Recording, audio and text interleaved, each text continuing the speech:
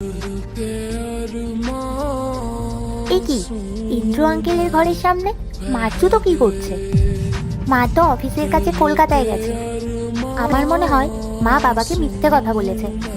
মা কোথাও যায়নি, মা এখানেই আছে ইন্দ্র আঙ্কেলের বাড়িতে। বাবাকে কথাটা জানাতেই হবে। আরে ঋতিকা, চলে এসেছিস? কি ব্যাপার ঋতিকা, তোর মন খারাপ কেন? বাবা তুমি জানো মা কলকাতায় যায়নি, মা ইন্দ্র আঙ্কেলের বাড়িতে আছে। কি বলছিস কি তুই এটা? তোর মা তো আমাদের সামনে নিজের ব্যাগপত্র গুছিয়ে অফিসের কাজের জন্য কলকাতা গেল, আর কিছুক্ষণ আগেই ওর সঙ্গে আমার কথা হয়েছে। বাবা তুমি আমার কথা বিশ্বাস করো, আমি সত্যি বলছি মা কলকাতায় যায়নি। আমি একটু আগেই ইন্দ্র আঙ্কেলের ঘরের সামনে মায়ের জুতো দেখেছি। আচ্ছা ঠিক আছে, চল তো গিয়ে দেখি। একটা দাও। চলো।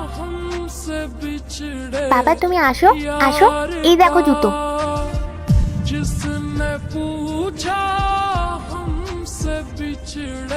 হ্যাঁ, এটা তো তোর মায়েরই জুতো।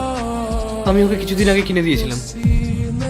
ওর জুতো ইন্দ্র ফ্ল্যাটের সামনে কি করছে? রাহুলকে কিরকম বোকা বানালাম বলো? ও জানে আমি কলকাতাতে অফিসের একটা মিটিং এ আছি, আর এদিকে আমি তোমার কাছে বসে আছি। এই কয়েকদিন আমরা অনেক এনজয় করব। ঠিকই বলেছো তুমি। ও বেচারা বুঝতেও পারলো না যে তুমি ওর সোসাইটিতে ওরই বন্ধুর সাথে আছো। আমি একটা কাজ করি, আমি একবার তোর মাকে একটা ফোন করে দেখি।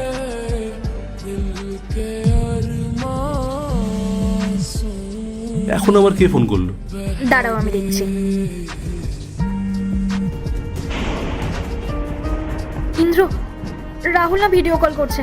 এখন আমি কি করব? তুমি এক কাজ করো, তুমি কলটা রিসিভ করো, আমি পাশের ঘরে চলে যাচ্ছি। ইন্দ্র, তোমার মাথা ঠিক আছে তো?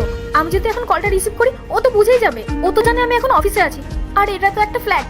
তুমি এক কাজ করো, এখন ফোনটা রিসিভ করতে হবে না। যখন ও পরে ফোন করবে তখন তুমি ওকে বলে দিও তুমি অফিসের ইম্পর্টেন্ট কাজ ছিল। ওকে। সে তো কলটাও রিসিভ করছে না। এরপর কি হলো সেটা দেখার আগে এই দুটো ছবির মধ্যে যে কোনো একটা ছবিকে ভালোবাসলে ভিডিওতে লাইক করে চ্যানেলটি সাবস্ক্রাইব করে দাও। আর যদি না করো তাহলে আমি বুঝবো তোমরা ছবি দুটাকে ভালোবাসো না। আর কমেন্টে লিখে দাও আমিন। জিয়া, তুমি এত টেনশন করো না তো।